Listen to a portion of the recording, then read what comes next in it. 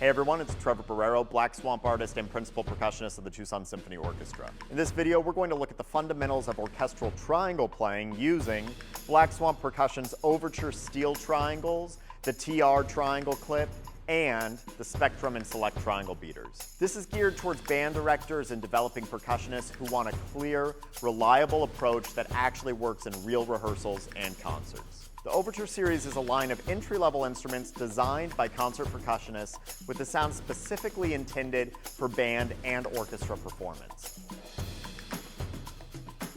The Overture steel triangles are made from heat-treated steel with a durable chrome-plated finish, so even though they're accessible for students, they still produce a clear, resonant tone with a great sustain and color.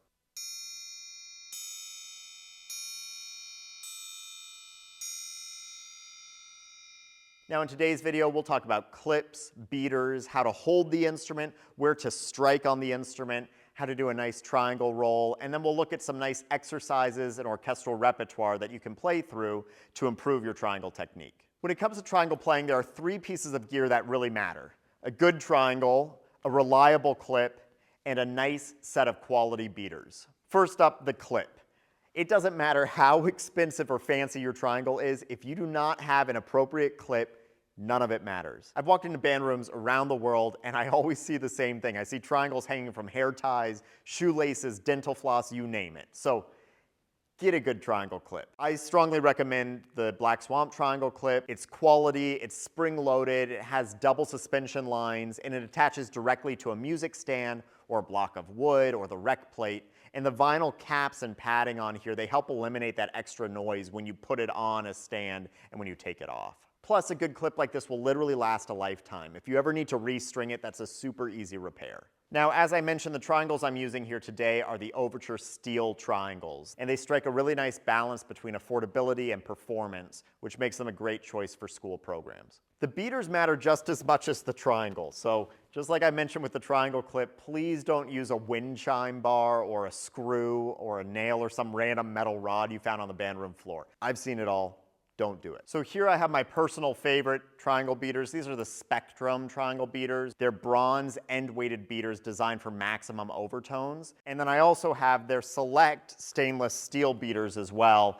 And these ones give a slightly brighter and more articulated sound. The Spectrum bronze set comes in 3 different sizes: the light beater, medium beater, and heavy beater. And in addition to these, you can also get the teardrop shaped beater. And honestly, if you were to only get one beater, this is the one I would get. It's the one I use the most in the orchestra. It's so versatile because you can use the tip of the beater for those soft, articulated passages. And then as you move down the beater, you can get these warmer, dark, full sounds.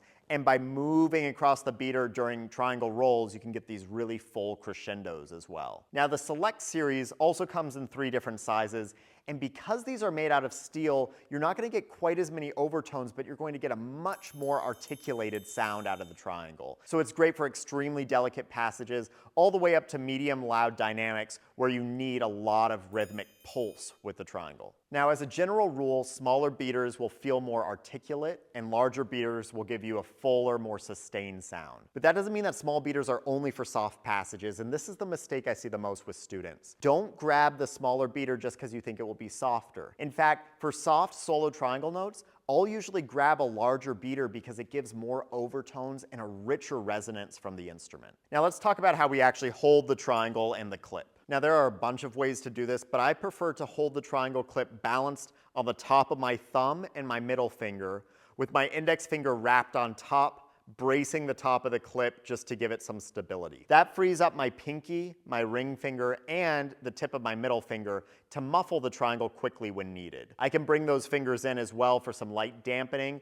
or I can close them around fully to cut off the sound of the triangle at the end of a phrase. In an absolute pinch, you can clip the triangle directly onto a sturdy music stand, but you have to make sure that it's fully tightened down and doesn't wobble. Whenever possible though, I'd just rather mount it onto a small block of wood, on a cymbal stand, or on an accessory plate. That just takes the music stand out of the equation and prevents any extra noise from rattling hardware. When the triangle is mounted, I like to be able to bring my leg, usually propped on a footstool with a towel draped over my leg, right up underneath the corner of the triangle. That that gives me a quick, easy way to muffle the triangle with my leg when I need to. For my students, I recommend holding the triangle around eye level so you can see the instrument, the music, and the conductor all in one glance. In my own playing, I usually hold it closer to chest level, depending on the repertoire and how long the passage is, but definitely don't hold it way up over your head. It's completely unnecessary. My teacher and mentor, Tim Adams, used to say, you know, you're standing up, you're a percussionist, people see you. The whole idea of hold the triangle up so we can see it, it doesn't matter. Just hold it at a comfortable level so you can see your music, see the conductor, and see the instrument so you don't miss. Now, we usually hold the triangle in our non-dominant hand with the opening pointed towards that side as well.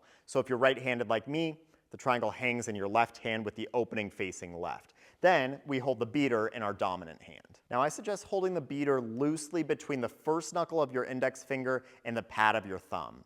The beater should be able to move freely and not be locked into a death grip. For more complex passages or for really loud rolls, I might modify the grip a little bit to be closer to my snare drum grip, but this basic triangle grip will cover a lot of playing. It's important to note that in general, our goal on triangle is to maximize the overtones on the instrument. The easiest way to do this is to strike near one of the corners of the instrument, either the bottom closed corner or the top closed corner. Striking near either corner will have more complexity and shimmer in the sound, opposed to striking on one of the exposed edges where you're going to get more of a pitch out of the triangle, which we don't usually want. Angle matters too. I like to hold the beater at about a 45-degree angle to the triangle. If you strike perfectly perpendicular or parallel to the edge of the triangle, you're going to get this more bell-like pitch tone, which might be something that you want in a special effect, but most of the time we really want this broad spectrum of overtones. For fast rhythms, we have a few options. You can play quickly with the wrist on the bottom corner of the triangle,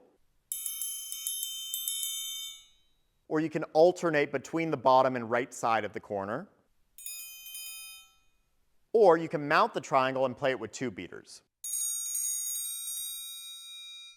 Each option has a slightly different feel and color, but in all of them, the stroke stays relaxed and the sound should be even and controlled. One of the biggest musical challenges with triangle is controlling the sustain of the instrument. Sometimes we want long resonances, but sometimes we need the notes to be short and articulate. Now, when I'm holding the triangle up, I can place a little bit of finger, usually either the ring or the pinky, on the top bar of the triangle to dry up the sound a little bit. This is super helpful for more articulated passages. You don't want to overdo this though, because it can become uncharacteristic and choked, but a small amount can really help. See, check it out. Here's a rhythm with no dampening,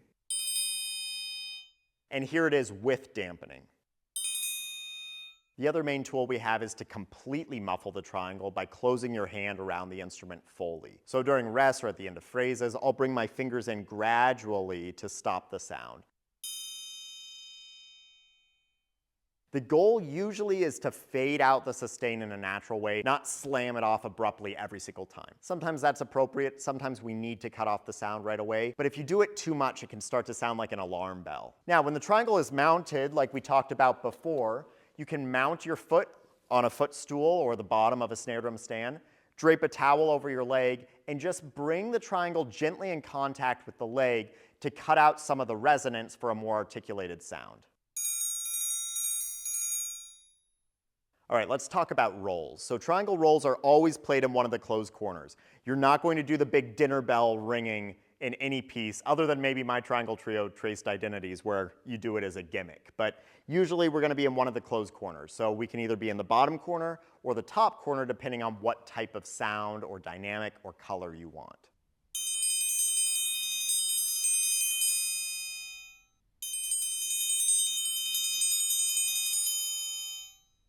The important thing to remember is that you don't have to roll super fast to get a sustained effect. In fact, if you roll too quickly, the sound can become noisy and you start to hear the rhythm of the roll like this.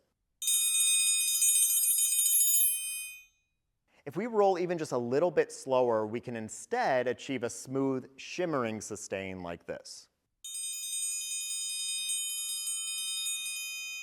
Now that we've gone over all the basics, here are a few exercises you can use to build control, speed, and consistency. For our first exercise, we're going to do a simple 4-measure passage using one hand on the bottom edge.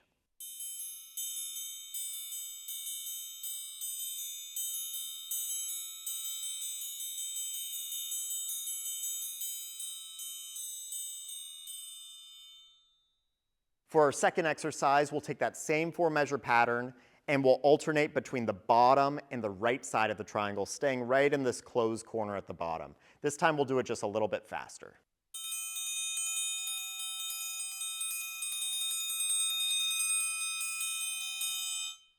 For our third exercise, let's do that same pattern, but now we're going to mount the triangle and use 2 beaters with an alternating sticking.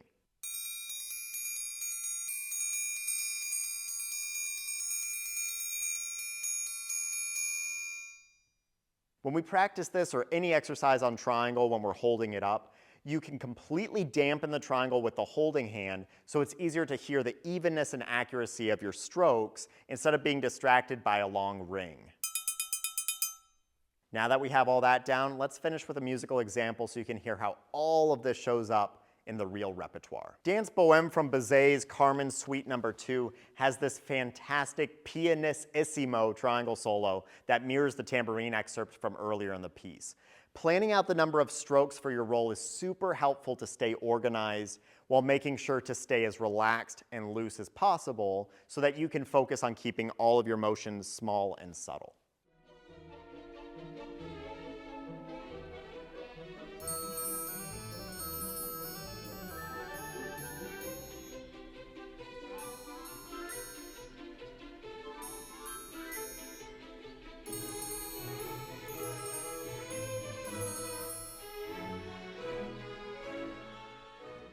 Great, I'll play it once more, this time with the 8-inch triangle to show that sometimes, even for soft passages, we might prefer the sound of a larger instrument just to get a different color.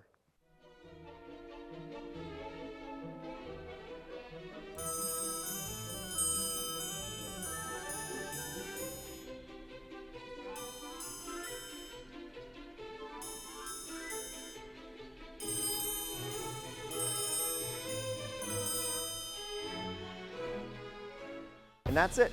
There's our overview of triangle fundamentals using Black Swamp Percussion's Overture steel triangles, along with their fantastic triangle accessories. As a reminder, focus on getting a good sound out of the instrument first. So that means using an actual clip, an actual triangle beater, and then finding that ideal striking spot on your instrument. Then you can start to refine your control, your rolls, and everything else by using those triangle exercises and playing some of the orchestral repertoire that's out there as well. I hope this helps you feel a little more confident with all your triangle parts in your next rehearsal or concert. Thanks so much for watching, and be sure to check out the other videos in the Overture series for tambourine, woodblocks, castanets, and more. Thanks.